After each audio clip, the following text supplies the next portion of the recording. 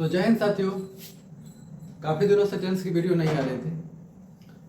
खैर अब आएगी, ठीक है। और आज हम लोग पढ़ने जा रहे हैं। टेंस तीन होते हैं, आप जानते थे, प्रेजेंट, पास्ट, फ्यूचर। इसमें से हमने क्या किया कि प्रेजेंट के सारे पार्ट हम लोग पढ़ चुके हैं, पास्ट के सारे पार्ट पढ़ चुके हैं। अब बारी है फ्यूचर की।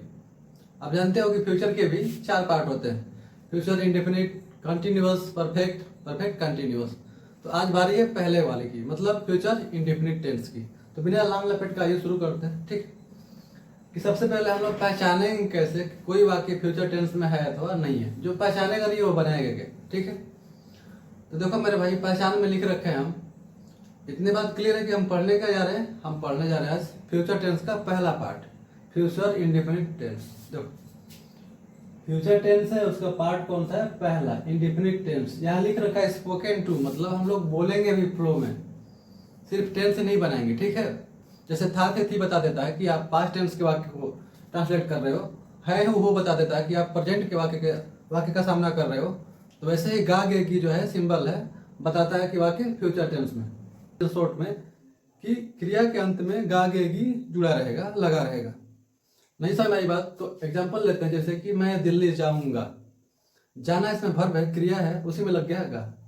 आप अनुवाद करेंगे, वे लोग अपना काम करेंगे। सचिन क्रिकेट खेलेगा। आप क्या नोटिस कर रहे हो कि क्रिया के अंत में गागे गिया रहा है। तो मेरे भाई यही पहचान है फ्यूचर इंडेफिनिट का। पहचान हो गया।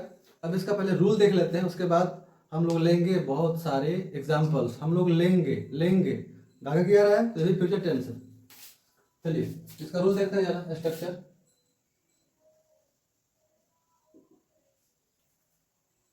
सब्जेक्ट प्लस सेल या विल, हेल्पिंग वर्ब मेरे भाई, सेल या विल। उसके बाद क्या हो जाएगा आपका वर्ब का फर्स्ट फॉर्म, और लास्ट में if you have object then use it, ठीक है। ये हो गया इसका स्ट्रक्चर। तो मेरे भाई एक एग्जांपल हम देते हैं आपको, और समझिए ये स्ट्रक्चर कैसे काम कर रहा है। जैसे आप आम खाओगे, आप आम खाओगे, तो रूल कह रहा है कि पहले सब्जेक्ट लिखो, अब सेल या विल लिखो। तो यहाँ पे डाउट है सेल के लिए और विल के लिए, जैसे कि आपका ईच एम आर में हुआ करता था, ठीक है। तो ध्यान समझिएगा, सेल को फॉलो करने वाले सिर्फ दो सब्जेक्ट हैं, एक आई है और एक वी है। इन दोनों सब्जेक्ट के साथ you have to use shall, ठीक है। जबकि विल जो है वो फॉलो होगा किसके द्वारा, नीचे दिखा दे रहा हूं मैं, इन दोनों के अलावा सभी से, जैसे ही, सी, यू, दे। क्या मैं लिखूं, सब जो बच गया वो भी ईटीसी, क्योंकि सेल के साथ सिर्फ आई और वी आएंगे। इतना क्लियर हो गया। तो अब देखिए यू आ गया तो क्या आई वी में था, यू नहीं था, मतलब सेल नहीं लगाना है, क्या लगाना है, विल। यू विल वर्ब का क्या कह रहा है, first form, you will eat. क्या खाओगे, ऑब्जेक्ट है आपके पास, आम है, तो लिख दो ना, यू विल ईट मैंगो। समझ में आ रहा है बात। यही है फ्यूचर इंडेफिनिट टेंस, यही है इसका स्ट्रक्चर, और ऐसे ही बनाएंगे। तो चलिए लेते हैं बहुत सारे एग्जांपल्स और बनाते हैं आपके साथ।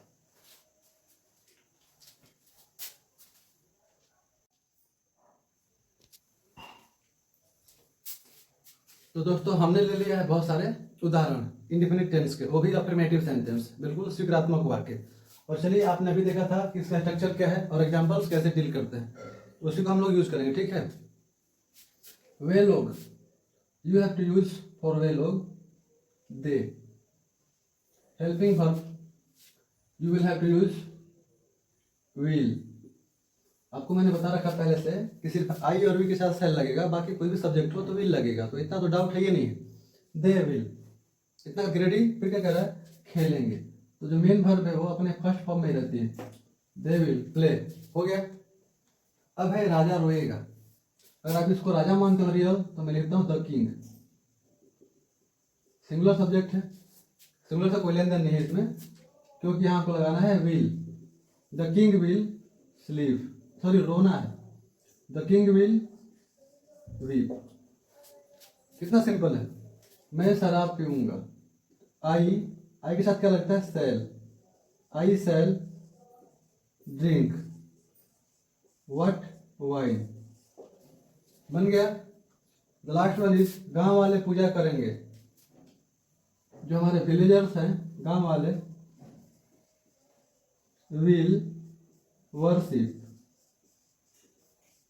कितना आसान है आपका फ्यूचर इंडेफिनिट टेंस, है कि नहीं?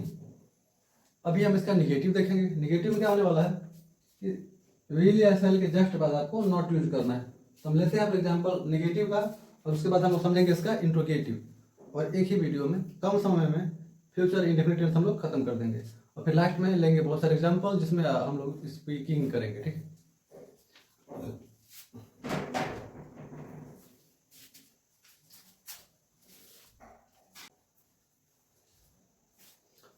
तो ये रहे आपके सामने फ्यूचर इंडेफिनिट का नेगेटिव सेंटेंस। कैसे बनाएंगे? तो रूल में थोड़ा सा चेंजिंग होने जा रहा है। क्या?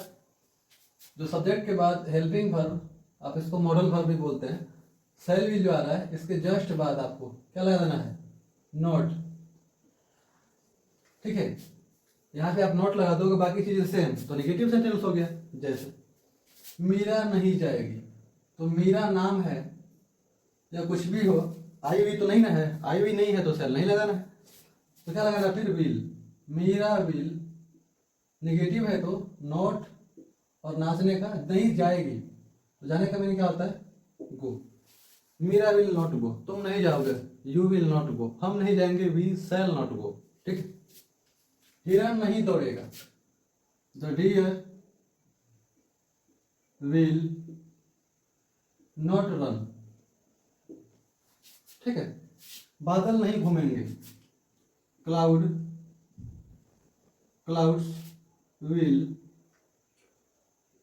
विल क्या लिख रहे हैं हम आज? Clouds will not move. Clouds will not move मतलब बादल नहीं घूमेंगे। ठीक है। भिखारी आज नहीं आएगा, the beggar will not come today, the beggar will not come today. ये इसका नेगेटिव हो गया। कितना सिंपल है। आप खाना नहीं खाओगे, you will not eat food. आप आम नहीं खाओगे, you will not eat mango. मैं क्रिकेट नहीं खेलूंगा, आई शैल नॉट प्ले क्रिकेट। तो बड़ा सिंपल है। अब हम देखते हैं इसका interrogative, first type second type दोनों। ठीक। उसमें क्या होने वाला है कि जो रूल है मेरे भाई, और उसमें जो हेल्पिंग वर्ब है वो सब्जेक्ट से पहले आ जाएगा, बस इतना ही चेंजिंग है। ये जो शैल विल है ये क्या हो जाएगा? बिफोर सब्जेक्ट, इसका जगह सब्जेक्ट से पहले आ जाएगा। सबका अपना अपना रिलेशन होता है ना, वहां पे अपना अपना डिमांड, अपना अपना सेवा होता है, वैसे इसका भी है। अब जो है हम लोग पढ़ेंगे इसका इंट्रोगेटिव। ये देखिए महाराणा प्रताप का है।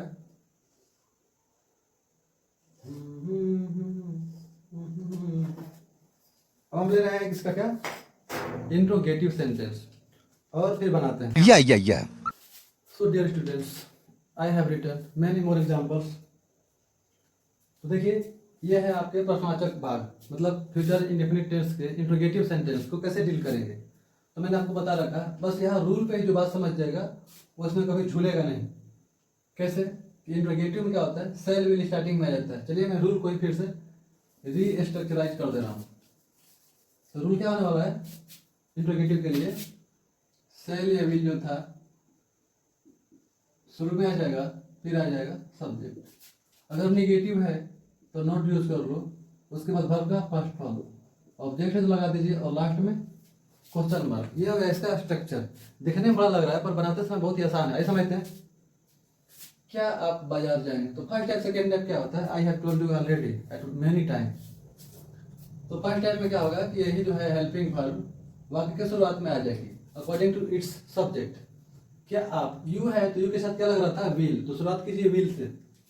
Will you go to market? क्या आप बाजार जाओगे? Will you go to market? क्या आप दिल्ली जाओगे? Will you go to Delhi? क्या आप चाउमीन खाओगे? Will you eat chowmein? बड़ा सिंपल है, आपको प्रैक्टिस करना चाहिए अगर आप कम समय में बोलना भी सीखते हैं। तुम क्या खाओगे? अब क्या है, ये सेकेंड टाइप है, बीच में आ गया इसलिए सेकेंड टाइप है। तो इसकी स्पेलिंग लिखना पड़ता है हमको फर्स्ट में, तो लिखना होगा व्हाट, उसके बाद तुम के लिए हेल्पिंग वर्ब क्या होगा? Will. What will you eat? Same चीज फॉलो हो रहा है, शैल विल, शैल विल। उसके बाद सब्जेक्ट, सब्जेक्ट नेगेटिव नहीं है तो नॉट नहीं आया। ऑब्जेक्ट, वर्ब का फर्स्ट फॉर्म आ गया। कोई ऑब्जेक्ट नहीं है तो ऑब्जेक्ट नहीं है। क्या चेंजिंग है कि व्हाट आ गया स्टार्टिंग में, क्योंकि ये आ गया बीच में। ये शुरू वाले जो शब्द है प्रश्नवाचक शब्द बीच में आएंगे तो जब हम इसका ट्रांसलेशन करेंगे तो अपनी मीनिंग सहित स्टार्टिंग में वो चले जाते हैं। माँ कहाँ रहेंगे, ये देखिए प्रश्नवाचक वाक्य है, अब बीच में है तो मीनिंग सहित कहाँ जाएगा? शुरू में। बाकी सेम रूल चलेगा। तो कहाँ का लिख लीजिए आप? वेयर। हो गया। माँ है तो माँ के साथ क्या लगने वाला है? Will. Where will mother live. उम्मीद है कि आपको समझ में आ रहा होगा। ठीक है, आप कहाँ रहोगे? Where will you live. आपका भाई कहाँ रहेगा? Where will your brother live. ठीक है, तो उससे आप मेकिंग पावर बढ़ाइए तो बन जाएगा। तुम कैसे जाओगे, कैसे को लिखते हैं क्या? हाउ। बीच में आ गया तो मीनिंग पहले लिखते हैं इसका, हाउ। तुम के लिए विल लगता है, how will you go, how will you गो। तो मेरे भाई उम्मीद है कि आप बात समझ चुके हैं। ये था फ्यूचर इंडेफिनिट टेंस। हमने इसमें इसका अफर्मेटिव, नेगेटिव, इंट्रोगेटिव सब पढ़ा। एग्जांपल्स भी लिए बहुत सारे। ठीक है, कुछ नीचे मैंने लिख रखा है, अगर आपको दिख रहा होगा तो आप खुद बनाए कमेंट करें, मैं तो बना ही रहा हूँ। जैसे मैं तुम्हें पढ़ाऊंगा तो आई के साथ क्या लगता है? Shall. I shall teach you. पढ़ाना की स्पेलिंग क्या होता है? Meaning teach. क्या हुआ? याद करेगी। क्या है? सी। सी के क्या लगेगा? विल। विल सी रिमाइंड, और you can write also remember. Will see remember. क्या मेरे दिन वापस आएंगे?